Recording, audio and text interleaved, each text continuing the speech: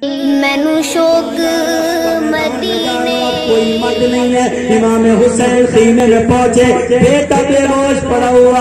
امام حسین نے امام زین العابدین کو گود میں لیا اور آپ نے ان کے چہرے مبارک پر اپنا ہاتھ, نورانی ہاتھ پھیرا. آپ ہوش میں آ گئے. آپ جب امام زین العابدین نے اپنے بابا کو خون میں سنا ہوا دیکھا, صبح سے لاشیں اٹھا رہے تھے, انہیں پتہ ہی نہیں تھا وہ بخار میں بے ہوش پڑے ہوئے تھے.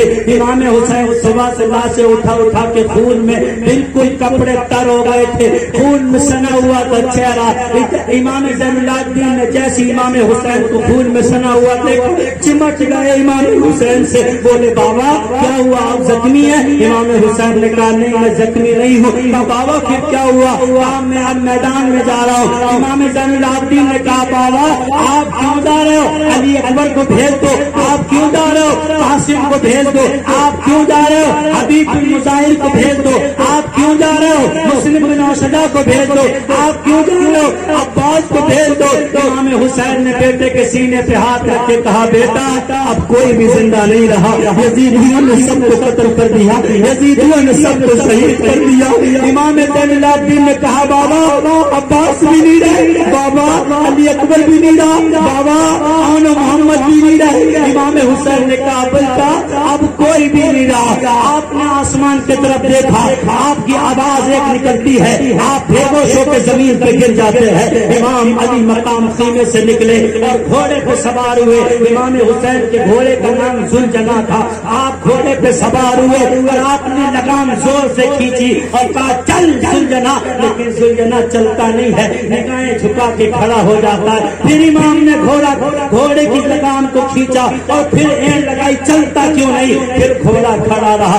پھر آپ نے زور سے کھینچا, چلتا کیوں نہیں؟ کیا گھبرا گیا؟ کیا جان دینے سے ڈر رہا ہے؟ ذوالجناح نے امام حسین کی طرف پلٹ کے دیکھا اور گھوڑے نے کہا اے امام حسین, اے نبی کے نواسے, میں یزیدی نہیں ہوں جو تیرے بچوں کو کاٹ دوں, میں یزیدی نہیں ہوں جو تیرے بچوں کے اوپر چل جاؤں. نیچے دیکھ لے. امام حسین نے نیچے جھانک کے دیکھا, 7 سال کی امام حسین کی بچی امام حسین کے گھوڑے سے چپٹی ہوئی اور پیر پکڑے ہوئی تھی. امام حسین کے گھوڑے سے کہہ رہی تھی ذوالجناح میرے بابا ادھر لے کے مت جا, جو بھی ادھر گیا واپسی لوٹ کے نہیں آیا.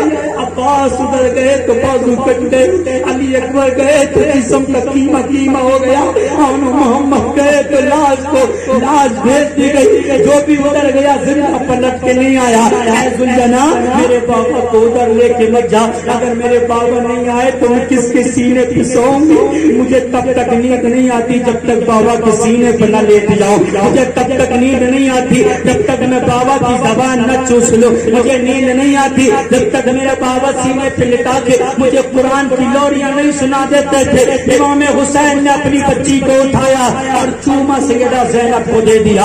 امام حسین میدان میں پہنچ گئے. امام حسین نے کہا ہے کوئی جو میری مدد کرے, لیکن یزیدیوں میں سے کوئی نہیں آیا. پھر آپ نے کہا ہے کوئی جو میری مدد کرے, پھر کوئی نہیں آیا. تیسری بار آپ نے پھر کہا ہے کوئی جو میری مدد کرے, کوئی نہیں آیا. لیکن پیچھے سے خیمے سے رونے کی آواز آئی, ایک دم رونے کی آواز آئی. امام حسین نے جب پلٹ کے دیکھا تو امام زین العابدین امام حسین کے بیٹے پیروں سے تو وہ کھڑے ہوئے نہیں پا رہے تھے, بخار کی وجہ سے بار بار گر رہے تھے. لیکن امام حسین کی جب آواز سنی ہے کوئی میری مدد کرے, تو گھٹنوں کے بل گھسٹتے ہوئے ہاتھ میں تلوار لیے خیمے سے نکل کے آئے. بابا ابھی تیرا ایک بیٹا زندہ ہے, اگر پیروں پہ نہیں چل سکتا تو کیا ہوا؟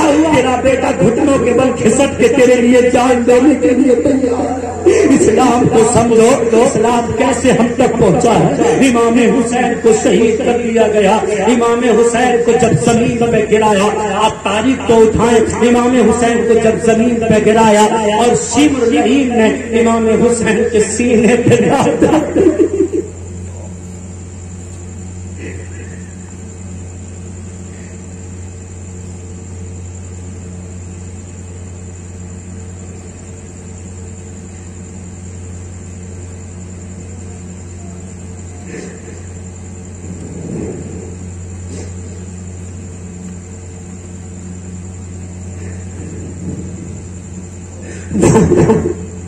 وہ سینہ مصطفیٰ کے سینے سے ملا ہوا،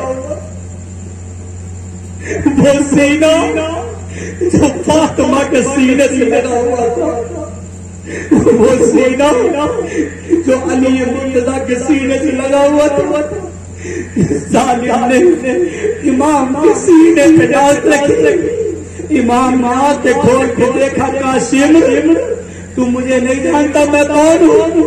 کہاں میں جانتا ہوں۔ امام حسین نے کہا میں نے فاطمہ کا دودھ پیا، میں علی کا شہزادہ ہوں، میں نبی کا نواسا ہوں، کیا مجھے بھی قتل کرے گا؟ شبل نے کہا ہاں میں تجھے بھی قتل کروں گا۔ ایک یزیدی کتا تلوار لے کے گردن کاٹنے کے لیے قریب آیا، تلوار اٹھائی، ابھی تلوار گردن پہ گرانے والا تھا، ہاتھ کانپ گئے، تو ایک ظالم آیا، آنے کے بعد کہا ہٹ تجھ سے نہیں کٹے گی۔ اس نے امام حسین کی گردن پر جب وار کیا، امام نے فرمایا رک جا، مجھے گردن جھکا لینے دے، مجھے پیشانی کو زمین پہ رکھ دینے دے۔ جب نانا سجدے میں تھے نماز کی حالت میں ان کی پشت پہ جا کے بچپن میں بیٹھ گیا، میرے نانا نے بڑا لمبا سجدہ کیا تھا۔ آج میں اپنے نانا کو بتا دینا چاہتا ہوں، نانا جب تم نے سجدہ دیا تھا نا تو میرے لیے اتنا بڑھایا کہ 72 مرتبہ تسبیح کہہ کے اٹھا لیا، لیکن نانا دیکھ لے میں تیری امت کے لیے آج کربلا میں سجدہ کر رہا ہوں، قیامت تک تیرا نواسا سر نہیں اٹھائے گا۔ امام نے بیچاری زمین پہ رکھی اور سجدے کی حالت یزیدی کتے نے امام کی گردن پہ تلوار چلائی، گردن مبارک کو کن سے جدا کر دیا، سر مبارک امام حسین کا لیا اور سر کو نیزے پہ رکھا۔ اور پتا ہے نیزہ کہاں رکھا؟ نیزہ جانتے ہیں آپ لوگ؟ نیزہ جانتے ہیں آپ؟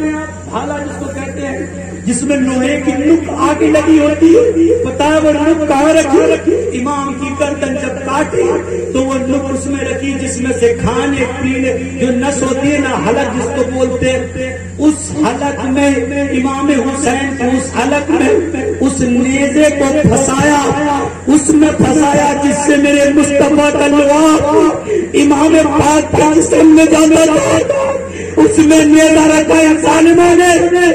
اب تاریخ بتاؤ، جب وہ گلا کٹا اور نیزے پہ سر مبارک چڑھا، اس وقت میرے مصطفیٰ کے کلیجے پہ کیا گزری ہوگی؟ فاطمہ کے کلیجے پہ کیا گزری ہوگی؟ علی مرتضیٰ کا کیا حال ہوا ہوگا؟ ارے بھیجے کٹائے اسلام کے لیے، اولاد قربان کیے اسلام کے لیے، بچوں کو ذبح کرایا اسلام کے لیے، یہ تیرے باپ کا اسلام نہیں ہے، رسول پاک کا اسلام ہے۔ اسے بگاڑنے کی کوشش کرنا کہیں ایسا نہ ہو پھر یہ کربلا باتیں ہو جائے۔ امام حسین مرا نہیں ہے، امام حسین تو کل بھی زندہ تھا، امام حسین سبحان اللہ، رسالت، مذہب اسلام، شہدائے کرب و بلا، علماء اہل سنت، سبحان اللہ۔